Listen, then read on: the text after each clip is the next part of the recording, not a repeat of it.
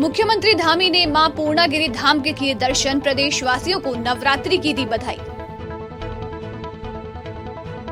लक्सर के 5 युवाओं ने लगाई 368 किलोमीटर की दौड़, देश के अंतिम गांव माणा में फहराया तिरंगा। त्योहारों को लेकर सतर्क हुई पुलिस, भीड़ भाड़ वाले इलाकों में रहेगी पुलिस बल तैनात। कैबिनेट मंत्री गणेश जोशी मसूरी की समस्या को लेकर एक्शन मोड पर, संबंधित अधिकारियों को जमकर लगाई फटकार। मुख्यमंत्री पुष्कर सिंह धामी ने नवरात्रि के पहले दिन आज माता पूर्णागिरि धाम के दर्शन किए। इस दौरान उनकी पत्नी गीता धामी भी मौजूद रही और पूजा अर्चना कर मां भगवती का आशीर्वाद लिया।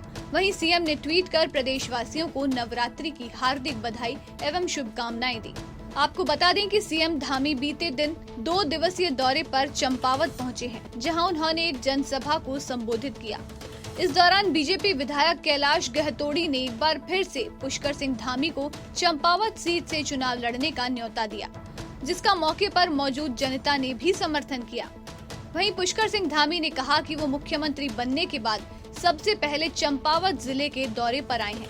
सीएम धामी ने आज माता पूर्णागिरि के दर्शन किए, साथ ही माता पूर्णागिरि मेले के सफल संचालन के लिए अधिकारियों के साथ बैठक भी करेंगे।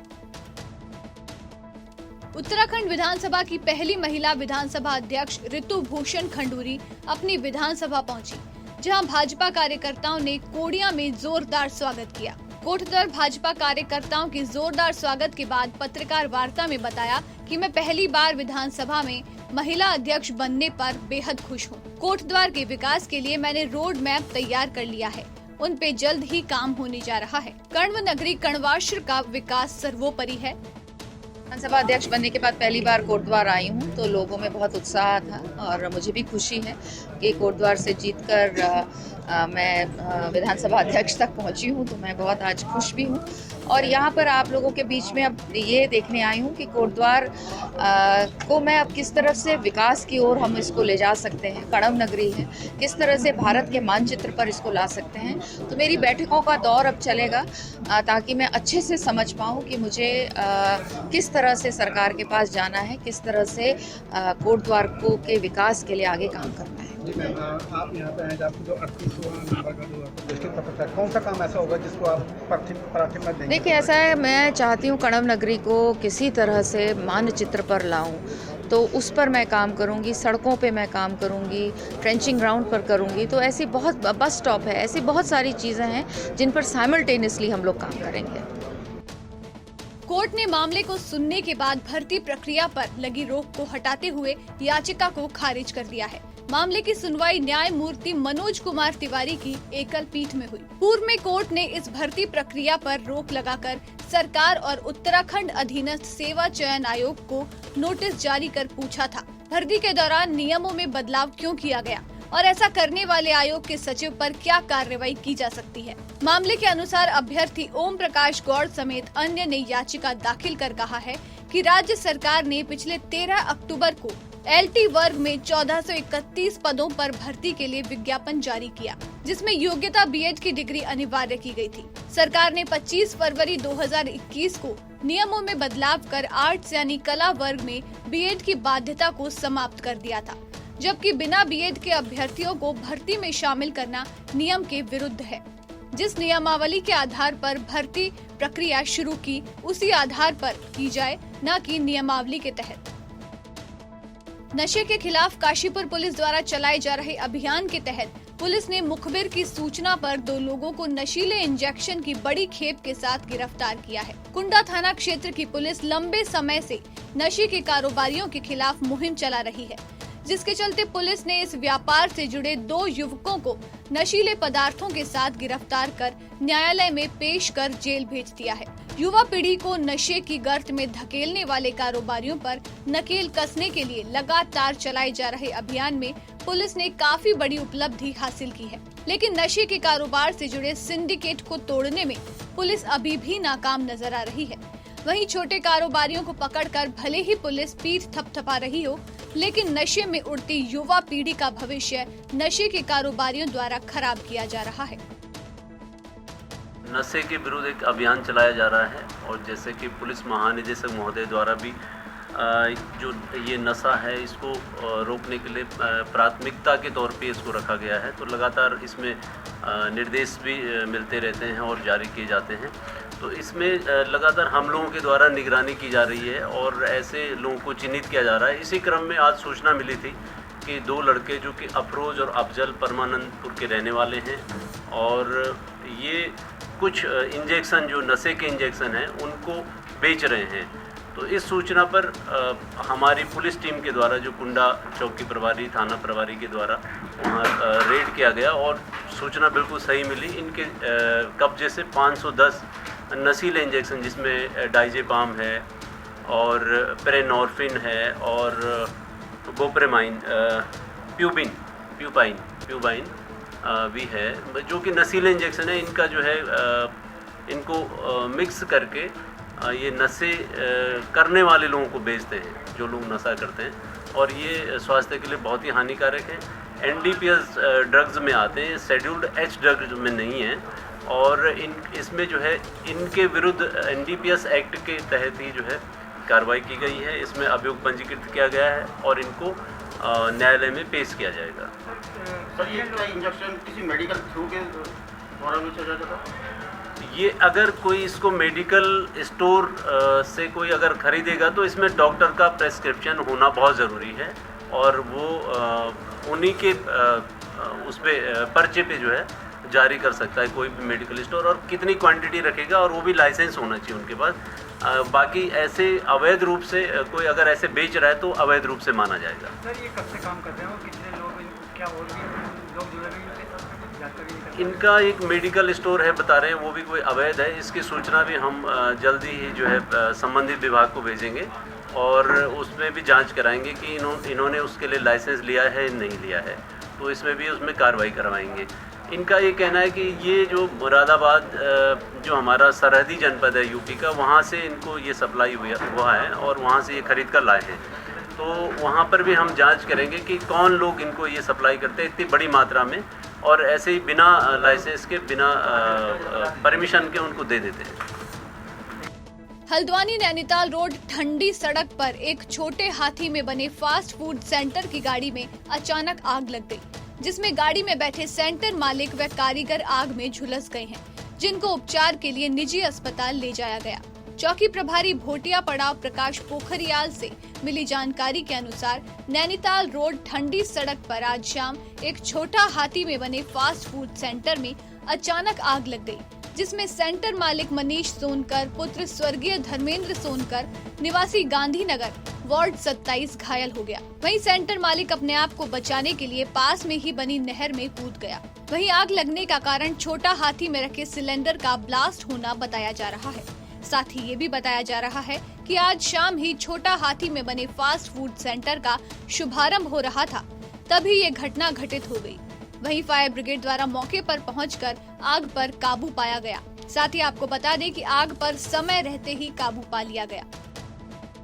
4 धाम यात्रा सीजन शुरू होने वाली है और उत्तरकाशी नगर में सफाई व्यवस्था के ये हाल है कि आम जनता को परेशानियों का सामना करना पड़ रहा है। उत्तरकाशी के मुख्य द्वार तांबखानी में कूड़े का अंबार लगा हुआ है।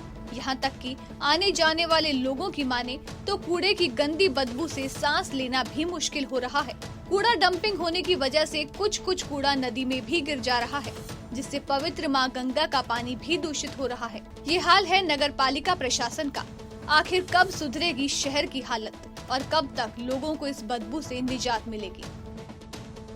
विकासखंड मुंसियारी के क्विरी जेमिया गांव निवासी 74 वर्षीय रुद्र सिंह रावत आज लकड़ी लेने के लिए जंगल गए थे, जहां अचानक उनकी भालू के संग आमने सामने की भिड़ंत हो गई। भालू के हमले से 74 वर्षीय बुजुर्ग घायल हो गए, लेकिन इस उम्र में भी उनके द्वारा साहस का परिचय देते हुए जबरदस्त प्रतिरोध किया गया। 20 मिनट के कड़े संघर्ष के बाद आखिरकार भालू को जंगल की ओर वापस लौटने पर विवश कर दिया। फार्मासिस्ट वीरेंद्र सयाना के द्वारा घटना स्थल पर पहुंचकर उनको प्राथमिक उपचार दिया गया, जिसके बाद ग्रामीणों की मदद से कई किलोमीटर पैदल चलकर उनको चील मधार तक पहुंचाया गया, जहां से उनको फार्मासिस्ट वीरेंद्र सयाना के वाहन से ही CHC मुनस्यारी में पहुंचाया गया, जहां पर उनका इलाज चल रहा है। मिली जानकारी के अनुसार उक्त बुजुर्ग का स्वास्थ्य स्थिर बना हुआ है। 70 वर्षीय बुजुर्ग के साहस की पूरे क्षेत्र में सराहना की जा रही है। गंगोत्री नेशनल पार्क के गेट कल 1 अप्रैल से पर्यटकों के लिए खोल दिए गए हैं। 1 अप्रैल से लेकर नवंबर तक पर्यटक गंगोत्री नेशनल पार्क की सैर कर सकेंगे। बीते 2 सालों से कोरोना के कारण यहां पर नाम मात्र ही सैलानी आ रहे थे। इस बार वन अधिकारियों को उम्मीद है कि बड़ी संख्या में पर्यटक गंगोत्री नेशनल पार्क का दीदार करने आएंगे। पर्यटकों के साथ साथ पर्वतारोहियों की भी बुकिंग आनी शुरू हो गई है। गंगोत्री नेशनल पार्क के उप निदेशक RN पांडे और रेंज अधिकारी प्रताप पवार व राजवीर रावत वन दरोगा की मौजूदगी में गंगोत्री नेशनल पार्क के कनखू बैरियर गेट को ग्रीष्मकाल के लिए खोल दिया गया है। इसमें गंगा का उद्गम गौमुख सहित गंगोत्री ग्लेशियर, डोकरानी ग्लेशियर में स्थित शिवलिंग, सतोपंथ जैसे गगनचुंबी हिमशिखर हैं। पार्क के गेट खुलने से सैलानियों और पर्यटन व्यवसाय से जुड़े ग्रामीणों में भी उत्साह है। गंगोत्री राष्ट्रीय पार्क अपनी जैव विविधता के लिए बहुत ही मशहूर पार्क है। यहाँ पर विभिन्न प्रजातियाँ जैसे snow leopard, brown bear, Himalayan Thar और अर्गाली और तिब्बतन ओल्फ, ये सारी प्रजातियाँ पाई जाती हैं। साथ साथ इसके जो है ये गंगा का उद्गम स्थल है, इसलिए यहाँ पर गौमुख है और जो हमारे हिंदू श्रद्धालु हैं उनका ये विशेष रहता है कि वो गंगा के उद्गम स्थल का दीदार करें। तो उन सारे लोगों के लिए आज हमने अपना पार्क खोल दिया है। इसके अलावा हमारा जो पार्क है उसमें बहुत सारी चोटियां हैं जिन पर क्लाइंब करने के लिए क्लाइंबर्स आते हैं, उन सब के लिए भी आज हमने पार्क खोल दिया है। रमजान और नवरात्रि की शुरुआत हो गई है, जिसको लेकर पुलिस पूरी तरीके से सतर्क नजर आ रही है और त्योहारों के मद्देनजर डोईवाला पुलिस ने जनप्रतिनिधियों और धार्मिक लोगों से सामंजस्य बैठाने की कोशिश की है, जिसके चलते पुलिस और जनप्रतिनिधियों के बीच एक बैठक का आयोजन किया गया, जिसमें रमजान उल मुबारक व नवरात्रि पर सौहार्दपूर्ण वातावरण बना रहे, इसी को लेकर कोतवाली परिसर में बैठक की गई। त्योहारों को सकुशल मनाया जाए, इसके लिए जनप्रतिनिधियों से पुलिस ने पूर्ण सहयोग देने की अपील की, जिसकी जनप्रतिनिधियों से जमकर सराहना की है, क्योंकि त्योहारों के समय बाजारों में अमूमन भीड़ भाड़ बढ़ जाती है, जिसकी वजह से लंबा जाम लगने की स्थिति पैदा हो जाती है। नवरात्र और रमजान दोनों पवित्र त्यौहार हैं। कल से नवरात्र और परसों से रोजे लग रहे हैं। प्रत्येक वर्ष की भांति इस वर्ष भी डोईवाला प्रशासन ने अच्छी पहल की। खासतौर पर डोईवाला पुलिस ने दोनों वर्गों के लोगों को बुलाकर किस तरह की समस्या होती है, क्या हम मदद कर सकते हैं, इस विषय पर बात की और दोनों धर्म के लोगों ने बताया कि यहाँ पर आज तक कभी भी नवरात्र और रोज़े में इस तरह की भी कोई दिक्कत नहीं आई। हमेशा शांतिपूर्वक त्यौहार मनाया जाता है। इसी कामना छात्र मैं अपने सनातन धर्म प्रेमियों को नवरात्र की और मुस्लिम धर्म प्रेमियों को रोज़े की, रमज़ान की बधाई देता हूँ। ये डोईवाला कोतवाली के द्वारा जो है हर साल जब भी त्यौहार का समय आता है तो मीटिंग ली जाती है, जिसमें क्षेत्र के सभी जनप्रतिनिधि व क्षेत्र के जो वरिष्ठ लोग हैं उनको बुलाकर जो है एक मीटिंग करी जाती है और जो व्यवस्थाएं हैं उनका जायज़ा लिया जाता है और कोई किसी तरह की दिक्कत या प्रॉब्लम या समस्या नज़र आती है तो उसको पूछा जाता है। इस वर्ष भी जो है रमज़ान का मुबारक महीना है और साथ साथ हमारे जो है नवरात्रि भी 2 तारीख से शुरू हो रहे हैं, 3 तारीख से रमज़ान शुरू हो रहे हैं। तो इसको लेकर आज डोईवाला कोतवाली के द्वारा जो है निमंत्रण दिया गया था एक मीटिंग के लिए, जिसमें सभी क्षेत्र के जनप्रतिनिधि और वरिष्ठ लोग पहुँचे और यहाँ पर हमारे SSI साहब के साथ बैठकर मीटिंग हुई और चर्चा की गई किस तरह से जो है सब धर्म के लोग जो है अपना अपना त्यौहार खुशियों के साथ और अच्छे से बनाएं। ये आगामी जो रमज़ान और नवरात्र हैं, इनमें हमने सभी जनप्रतिनिधि संभ्रांत लोगों की मीटिंग ली और मीटिंग में ये बताया गया कि विगत वर्षों की भांति इस शांतिपूर्ण ढंग से अपने त्यौहार को मनाएंगे। जहाँ कहीं भी, जैसे अभी त्यौहार में थोड़ा बाज़ार में भीड़ वगैरह रहती है, उसमें पूरी पुलिस बल की हमने ड्यूटियाँ लगा दी हैं ताकि किसी को कोई आने जाने में दिक्कत ना हो। पंडित शांति प्रपन्न शर्मा राजकीय चिकित्सालय ऋषिकेश में ठेके में काम कर रहे लगभग 76 कर्मचारियों को निकाले जाने पर कर्मचारियों ने मुख्य चिकित्सा अधिकारी के खिलाफ नारेबाजी कर हंगामा कर दिया। शुक्रवार को ऋषिकेश के सरकारी अस्पताल में ठेकेदारी के माध्यम से काम कर रहे सफाई कर्मचारी और अन्य कर्मचारी काम करने पहुंचे तो उन्हें अस्पताल प्रशासन द्वारा काम से निकालने की सूचना मिली, जिससे गुस्साए कर्मचारियों ने अस्पताल प्रशासन के खिलाफ जमकर नारेबाजी की और कई वर्षों से अस्पताल में कार्य करने के बावजूद भी अचानक निकाले जाने का आरोप लगाया। इतना ही नहीं, गुस्साए सफाई कर्मचारियों ने अस्पताल में ही कूड़े के ढेर लगा दिए। वहीं कुछ कर्मचारियों ने अस्पताल प्रशासन पर नौकरी लगाने के नाम पर धन उगाही का भी आरोप लगाया। मेरा नाम श्रीमती गीता देवी है। मैं SPS गवर्नमेंट हॉस्पिटल में सफाई के पद पे काम करती हूँ। सर, मुझे 15-16 साल हो गए काम करते हुए। सर, इन्होंने 31 तारीख को हमारे ठेकेदार जी को लेटर दे दिया कि मतलब 1 तारीख से काम पर नहीं आएंगे। सर, इतने सालों से हम काम कर रहे हैं, कोविड में भी हमने काम किया है। अब ये बताइए एकदम से हम कैसे बैठ जाएं? अब हमारे बच्चे कहाँ से पाले जाएंगे? अब इन्होंने काम से हमें निरस्त कर दिया है और 6,700 रुपये मात्र हमारी सैलरी है और हमें काम पे वापस लिया जाए और हमारी सैलरी बढ़ाई जाए। मेरा नाम ज्योति पवार है। मैं गवर्नमेंट हॉस्पिटल में काम करती हूँ SPS और मैं डाटा ऑपरेटर की पद पे काम कर रही हूँ इस वक्त। और इसी टाइम हम सभी को साथ में हम 6 डाटा ऑपरेटर हैं जिनको इन्होंने निकाल दिया है अभी। और हमारी सैलरी 4 महीने की बची हुई है जो कि अभी तक हमें पे नहीं की गई है। और साथ ही साथ अभी तक हमें ये भी नहीं बताया कि हमें कंटिन्यू करना है या फिर क्या हमें हटाया जा रहा है। इस बारे में कुछ भी सूचना दी नहीं गई है। ना तो हमसे ऊपर के अधिकारी बात कर रहे हैं, ना हमें कुछ सुझाव दे रहे हैं कि हमें आगे करना क्या है।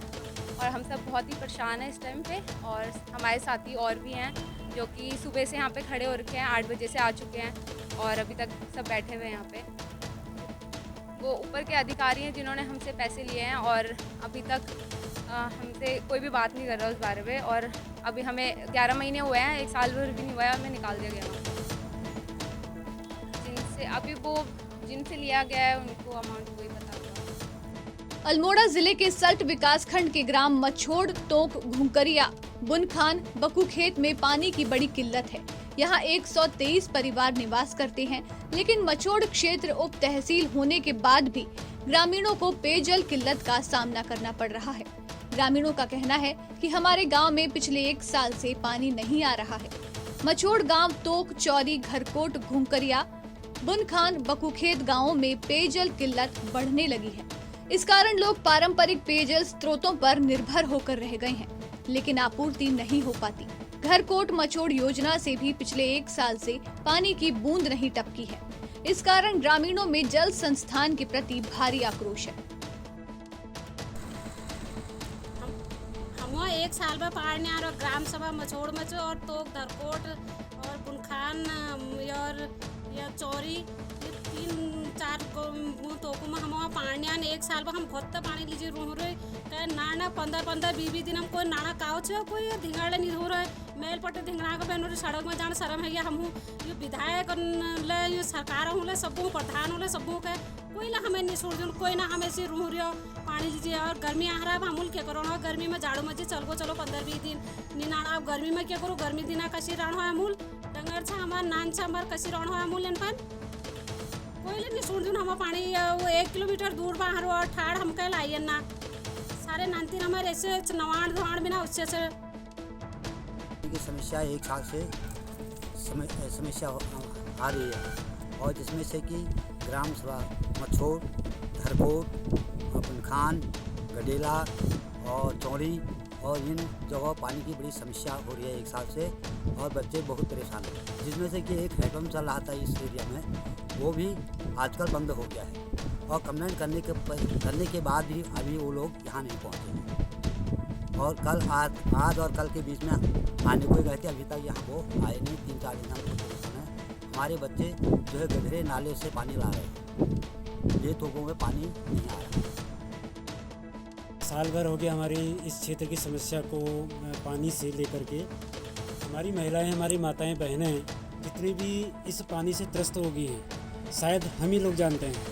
हमारे लोग, हमारी माताएं बहनें घर का काम पूरा नहीं कर पाती हैं एक पानी के चक्कर में, क्योंकि स्थिति ऐसी हो गई कि हमने विभाग को भी कई लेटर दे दी है।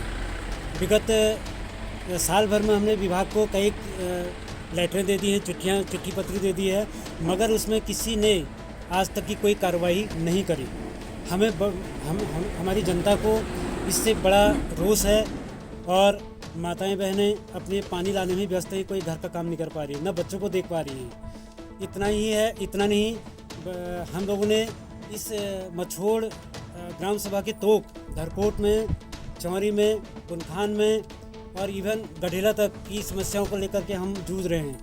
हमको स्थानीय लोग के द्वारा बहुत प्रताड़ित किया जाता है, क्योंकि हम समस्याओं को तो सुनते हैं पर कर कुछ नहीं पाते हैं। तो मैं ये समझता हूँ कि क्षेत्र की जनता होने के नाते से, यानी कि इनकी समस्या को निदान करने के लिए हमने काफ़ी प्रयास किए, मगर हमारे प्रयास फलीभूत नहीं हो पा रहे हैं और जनता आक्रोश में है। जनता चाहे तो आगे को इसकी सुनिश्चित कार्रवाई करने को भी बाध्य है। लाइन लगभग 3 किलोमीटर लंबी पाइपलाइन है, जिसमें लगभग 50 टायर का जो पाइप पड़ा हुआ है वो काफ़ी जीर्ण अवस्था में है, वो गल चुका है। इसमें हमने बीच में SDP पाइप लगाकर उस पाइपलाइन को आंशिक रूप से चलाने का प्रयास किया। उसमें हमें कुछ सफलता भी मिली, परंतु यह है कि उसका पूर्ण समाधान नहीं है। हम लोगों ने उसको भी दैव्याप्ता में भी रखा हुआ है, जिसका कि पाइप हमारे पास आ चुका है, क्योंकि 1 से 2 दिन में वहाँ पर साइड पे पाइप पहुँचा दिया जाएगा। उससे भी लगभग 400 मीटर पाइपलाइन को हम लोग रिप्लेस करेंगे। साथ ही मैं एक चीज़ और बताना चाहूँगा इसमें कि इस योजना का जो जीर्णोद्धार होना है वो जल जीवन मिशन के अंतर्गत होना है। जीर्णोद्धार कहेंगे या उसको नई पंपिंग लाइन जो हंसिंग और गुजरकोट पेयजल योजना से उसे लाभान्वित किया जाना है। जल निगम के सहायक अभियंता से मेरी बात हुई तो उनके द्वारा बताया गया कि लगभग 1 से 2 महीने में ये कार्य पूर्ण हो जाना है। जी, जब वहाँ पर माननीय पेयजल मंत्री बिशन सिंह चुफाल जी का प्रोग्राम था, उनके द्वारा जब ग्रामीणों के द्वारा शिकायत की गई तो उनके द्वारा हमें निर्देशित किया गया, उन्हें उसमें प्राकलन भी बनाया गया हमारी ओर से। परंतु जब से जल जीवन मिशन लागू हुआ है तब से सारे पेयजल संबंधी जो भी कार्य किए जाने हैं वो जल जीवन मिशन मोड में ही किए जाने हैं। तो उस वजह से जो प्राकलन की धनराशि में हमें उच्चाधिकारियों से निर्देश प्राप्त हुए कि जल जीवन मिशन के द्वारा ही इसमें पाइपलाइन बिछाई जानी है और जल जीवन मिशन का कार्य जो है उस गाँव में जल निगम द्वारा कराया जा रहा है। हमने जल निगम से हमारी वार्ता हुई, हमने इस संबंध में उन्हें पूरी तरह से अवगत करा दिया गया, तो उनके द्वारा इसे जल जीवन मिशन के अंतर्गत कराए जाने का जो है आश्वासन हमें दिया गया। अभी देखिए वहाँ पे पानी की सप्लाई है, पूर्णतया पानी की सप्लाई तो नहीं हो पा रही है, लेकिन आंशिक रूप से वहाँ पे पेयजल सप्लाई अभी भी हो रही है। और बीच में जो मैंने बताया आपको कि जो हम दैव्याप्ता के अंतर्गत वहाँ पाइपलाइन बिछाने जा रहे हैं, उससे मुझे पूर्ण उम्मीद है कि जब तक ग्रीष्म ऋतु अपने चरम पर आएगी तब तक हम उसका जो है समाधान काफ़ी हद तक कर लेंगे। मसूरी में कैबिनेट मंत्री गणेश जोशी मसूरी की समस्या को लेकर एक्शन मोड में नजर आए। कैबिनेट मंत्री गणेश जोशी द्वारा मसूरी यमुना पेयजल योजना के तहत मसूरी में पेयजल लाइन डालने के बाद सड़कों की क्षतिग्रस्त हालत को देखने को लेकर सड़कों का निरीक्षण कर जल निगम के अधिकारियों को जमकर फटकार लगाई। वो जल्द मॉल रोड के साथ सभी संपर्क मार्गों को ठीक करने के निर्देश दिए गए। उन्होंने जल निगम के अधिशासी अभियंता की लापरवाही को लेकर MD जल निगम को कार्यवाही करने के निर्देश दिए। कैबिनेट मंत्री गणेश जोशी ने उप जिला चिकित्सालय के द्वारा मसूरी सेंट मैरी अस्पताल में आउटडोर में चलाई जा रही OPD का औचक निरीक्षण किया, जहां OPD बंद होने पर उन्होंने नाराजगी व्यक्त की। उन्होंने SDM मसूरी नरेश दुर्गापाल को OPD में तैनात डॉक्टर की 1 दिन का वेतन काटने के निर्देश दिए। वहीं उप जिला चिकित्सालय के CMS डॉक्टर यतेंद्र को निर्देश दिया कि 7 अप्रैल से पहले अस्पताल में सभी स्वास्थ्य सुविधाएं दुरुस्त करने के निर्देश दिए। उन्होंने बताया कि 7 अप्रैल को प्रदेश के मुख्यमंत्री अस्पताल का निरीक्षण कर अस्पताल में लगने वाली CT स्कैन मशीन का शुभारंभ करेंगे। उन्होंने लोक निर्माण विभाग और राष्ट्रीय राजमार्ग के अधिकारियों को सभी सड़कों को आपस में सामंजस्य बनाकर दुरुस्त करने के निर्देश दिए। वहीं सड़कों पर पड़े मलबे और निर्माण सामग्री को भी हटाने के निर्देश दिए गए। उन्होंने मसूरी देहरादून विकास प्राधिकरण के अधिकारियों को मसूरी में अनाधिकृत रूप से हो रहे निर्माण को लेकर फटकार लगाई। उन्होंने सभी अनाधिकृत रूप से हो रहे निर्माण पर ठोस कार्रवाई करने के साथ ध्वस्तीकरण की कार्रवाई करने के निर्देश दिए। उन्होंने कहा कि मसूरी में अनियोजित तरीके से लोग निर्माण कर रहे हैं, जिसके लिए उन्होंने मसूरी देहरादून विकास प्राधिकरण के अधिकारी को जिम्मेदार ठहराया है। वहीं उन्होंने गढ़वाल जल संस्थान के अधिकारियों को भी जल निगम के अधिकारियों के साथ सामंजस्य बनाकर मसूरी में पर्यटन सीजन में पेयजल की किसी प्रकार की दिक्कत न हो, इसको लेकर सभी कामों को पूरा करने के निर्देश दिए। उन्होंने मसूरी वन विभाग को मसूरी में काफी समय से लंबित प्राइवेट स्टेट के नोटिफाइड और डी नोटिफाइड के कार्यों को जल्द पूरा करने के निर्देश दिए। इस मौके पर विजय रमोला द्वारा वन विभाग पर आरोप लगाया गया कि वन विभाग बड़े भ्रष्टाचार को अंजाम देकर बड़े भू माफियाओं के स्टेट को डी नोटिफाइड कर रहा है, जबकि छोटे छोटे स्टेट को नोटिफाइड में रखा गया है, जो कि गलत है। उन्होंने पूरे मामले की जांच की मांग की है। जो काम नहीं करेगा तो काम नहीं तो वेतन नहीं। मतलब डॉक्टर जैसे जिम्मेदार व्यक्ति, और मुझे को जानकारी दी थी, परसों जो मीटिंग में था मैंने अधिकारियों को बुलाया था, मुझसे कहा गया था कि सेंट मेरी में ओपीडी चल रही है। आज मैंने अपने एक कार्यकर्ता को वहाँ पर चेक करने के लिए भेजा और 1 बजे मैं खुद वहाँ पर पहुँचा, डॉक्टर वहाँ पर नहीं था। हमने उसका 1 दिन का वेतन काटने के लिए आज कह दिया है, आगे चेतावनी दी है।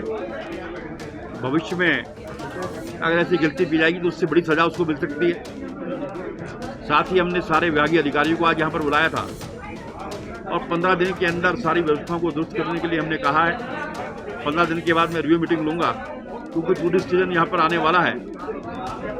अगर पेयजल की व्यवस्था ठीक नहीं होगी, सड़कें ठीक नहीं होंगी, स्वास्थ्य सेवाएं ठीक नहीं होंगी, तो हमारा टूरिस्ट क्या इंप्रेशन यहाँ पर लेकर जाएगा। मैंने उनको निर्देशित किया है, मुझे पूरा भरोसा है कि जो निर्देश मैंने अधिकारियों को दिए पूरे होंगे और आने वाले समय में एक सीमा के अंदर ये काम पूरे होंगे। टाइम सेटलमेंट की हमने ड्राफ्ट बनाया था, बीच में आचार संहिता लग गई थी, लेकिन अभी हमारे पास मौका है। मैंने कल ही बात की थी अधिकारियों, चीफ सेक्रेटरी से बात की थी। शीघ्र ही हम नोटिस को लागू करेंगे। करीब 16 से करीब ऐसे मामले लंबित पड़े हुए हैं जिससे यहाँ की जनता को राहत मिले। उत्तराखंड की तमाम बड़ी खबरों में फिलहाल इतना ही। बाकी खबरों के लिए देखते रहिए पहाड़ टीवी। नमस्कार।